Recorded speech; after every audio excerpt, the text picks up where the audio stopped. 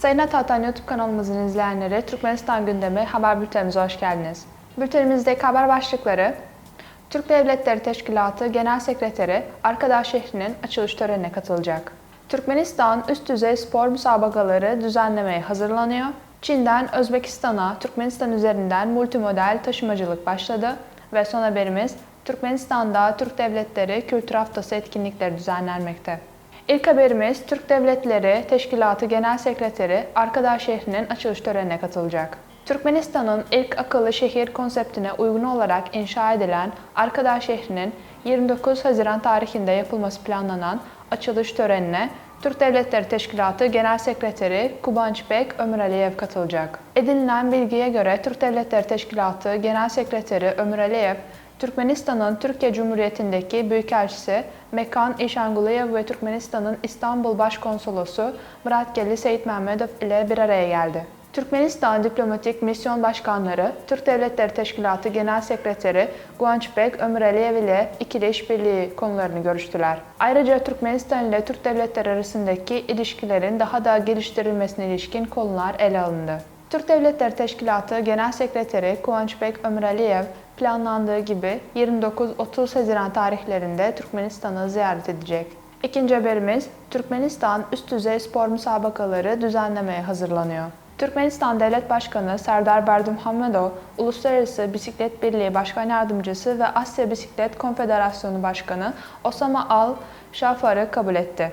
Bisiklet spor alanında işbirliği alanları konusunda görüş alışverişinde bulunuldu. Devlet Başkanı'nın belirttiği gibi Türkmenistan, modern spor ve eğlence kompleksleri, çok işlevli stadyumlar ve spor okullarının inşası ile spor ve rekreasyon hareketinin gelişimine büyük önem vermekte.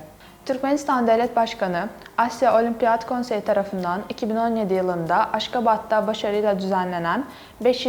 Asya Salon ve Dövüş Sanatları oyunlarını memnuniyetle kaydetti. Devlet Başkanı Serdar Berdimuhamedov'un vurguladığı gibi, Türkmenistan, bisikletin çeşitli disiplinlerinde büyük uluslararası yarışmalar düzenlemek için tüm koşullara sahip ve Aşkabat Olimpiyat Köyü'nde modern bir kapalı bisiklet parkuru kullanma olasılığının değerlendirilmesine hazır olduğunu belirtti. Buna karşılık Uluslararası Bisiklet Birliği Başkan Yardımcısı ve Asya Bisiklet Konfederasyonu Başkanı Usam Al-Şafar, Türkmenistan'ın spor müsabakaları organizasyonundaki deneyimine dikkat çekti. Sıradaki haberimiz, Çin'den Özbekistan'a, Türkmenistan üzerinden multimodal taşımacılık başladı. Özbek Demiryolları, Çin'in Saimen Limanı'ndan İran ve Türkmenistan üzerinden Özbekistan'a konteyner trenlerinin başladığını duyurdu. 39 ev aletleri yani buzdolabı, çamaşır makinesi, gaz sobaları gibi içeren 40 fitlik konteynerler Çin'in Xiamen Limanı'ndan İran'ın Bandar Abbas Limanı'na deniz yoluyla ulaştırıldı. Daha sonra kargo demiryolu platformlarına yeniden yüklendi ve İran'dan Türkmenistan üzerinden Taşkent'teki Özbek istasyonu olan Sergeli'ye ilerledi.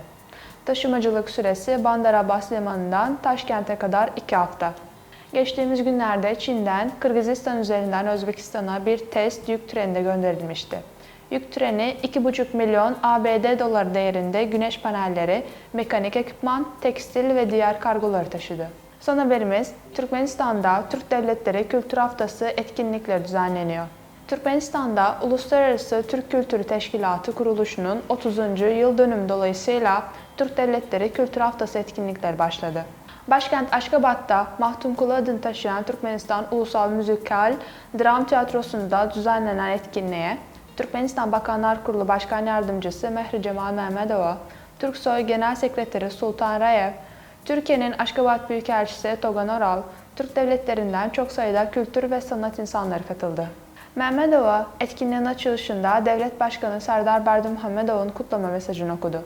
Berdimuhamedov mesajında Türkmenistan ile Türkiye arasında kültürel işbirliğini geliştirmek için geniş çaplı çalışmalar yürütüldüğünü ifade etti. Türksoy Daimi Konseyi kararıyla 2024 senesinin Mahtumkulu Fraki yılı ve Türkmenistan'ın Ernev kentinin Türk Dünyası Kültür Başkenti seçildiğini hatırlatan Devlet Başkanı, bundan sonraki süreçte de Türksoy'a üye ülkelerle uluslararası kültürel ilişkilere büyük önem verileceğini kaydetti. Türkmenistan Devlet Başkanı, Türksoy'un kuruluşunun 30. yılı münasebetiyle düzenlenen Türk Devletleri Kültür Haftası'nın Aşkabat'ta Kültür Haftası ile birlikte düzenlenmesinin anlamını vurguladı. Etkinlik, Türk devletlerinin, sanatçılarının şarkıları ve dans gruplarının görsel şölenleriyle devam etti. Fuar, konser ve müze gezileri gibi çeşitli kültürel etkinliklerden oluşan Türk Devletleri Kültür Haftası 29 Haziran tarihine kadar devam edecek. Sayın Atağatan YouTube kanalımızın seyircileri, Türkmenistan ile ilgili Türkçe haberlerimizi atağatanturkmenistan.com haber sitemizden takip edebilirsiniz. İyi günler.